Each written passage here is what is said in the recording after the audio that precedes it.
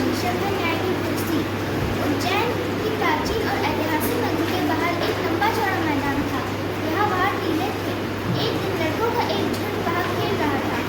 एक लड़का कूदता भागता एक टीले पर चढ़ गया। अचानक वह ठोकर खाकर गिर पड़ा। उसने इधर उधर देखा कि किस चीज से ठोकर लगी है। उसको एक बड़े चिकने पत्थर के अलावा और कुछ नहीं दिखा। वह उठकर गया और अपने मित्रों को बुलाकर वह शीला दिखाई। फिर शान से उसको बैठकर बोला, मेरा है और मैं यहाँ का राजा हूँ और तुम सब मेरे दरबारी। आओ और अपनी अपनी फरियाद सुनाओ। मैं तुम सबकी फरियाद का फैसला करूँगा। महाराज, इसने मेरे कोई इंसान चुराया है। नहीं महाराज, मैंने नहीं चुराया है। मगर तुम सच बोल रहे हो तो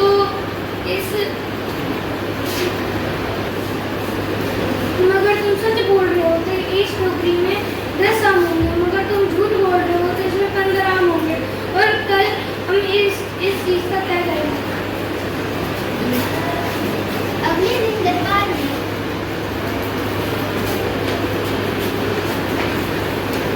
मैंने इस टोकरी में पहले से 15 आम डाले हैं। तुमने इसमें से 5 आम निकाले हैं। इसका मतलब तुम ही जो हो।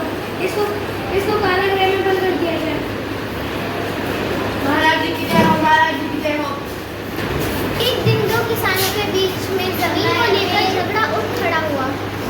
महाराज, हम दोनों की जमीन पर एक कुआं है।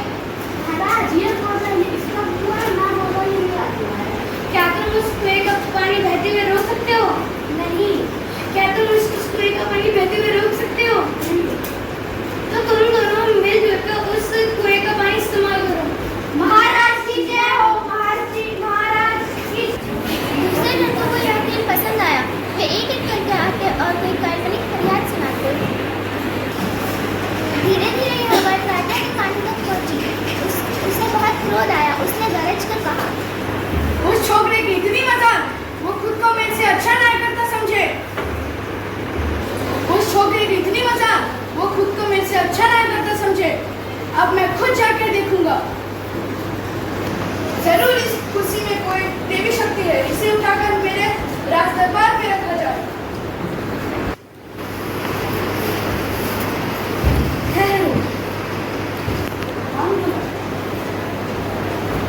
ठहरो। क्या तुम इस सिंहासन पर बैठने के योग्य हो? क्या तुम्हें पूरा विश्वास है कि तुमने कभी चोरी नहीं की? हाँ, मैंने एक बार अपनी माँ के पैसे चुराए थे। तो तुम इस सिंहासन पर बैठने के योग्य नहीं हो। तुम्हें 3 दिन तक प्रायश्चित और पाठ पूजा करना होगा।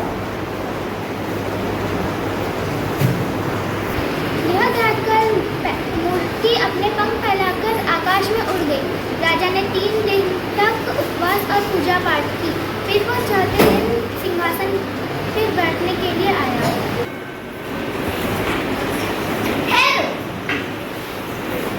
तुम पूरे विश्वास से कह सकते हो कि तुमने कभी झूठ ना बोला हो? हाँ, मैंने अपने दोस्तों से झूठ बोला है। तो तुम इस सिंहासन के बैठने के योग्य नहीं हो। दूसरी मूर्ति भी अपने पंख फैलाकर आकाश में उड़ गई। राजा ने फिर से 3 दिन तक उपवास और पूजा पाठ की। तुम पूरे यकीन के साथ बोल सकते हो कि तुमने कभी किसी को चोट नहीं पहुंचाई? हाँ, मैंने एक बार एक दरबारी को चोट पहुंचाई है, क्योंकि मैं उससे गुस्सा था। तो तुम इस सिंहासन पर बैठने के योग्य नहीं हो। तीसरी मूर्ति भी अपने पंख फैलाकर उड़ गई। राजा ने फिर से 3 दिन तक उपवास और पूजा पाठ की। फिर वह तीसरे दिन वापस दरबार में आया।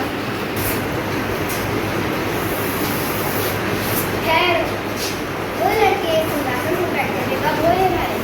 उनके मन में कोई कलुष नहीं था। अगर तुम्हें लगता है कि तुम इस सिंहासन में बैठने के योग्य हो तो तुम इस पर बैठ सकते हो।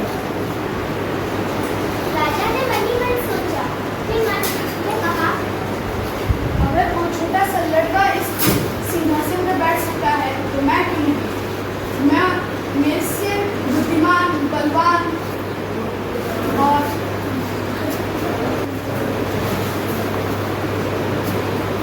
वो छोटा सा लड़का इस सिंहासन पर बैठ सकता है तो मैं क्यों नहीं?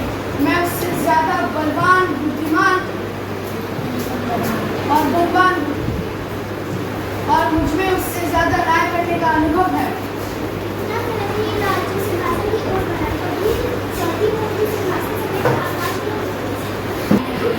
पढ़ने से हमें ये शिक्षा मिलती है कि हमें कभी झूठ नहीं बोलना चाहिए और कभी चोरी नहीं करनी चाहिए और कभी घमंड नहीं करना चाहिए।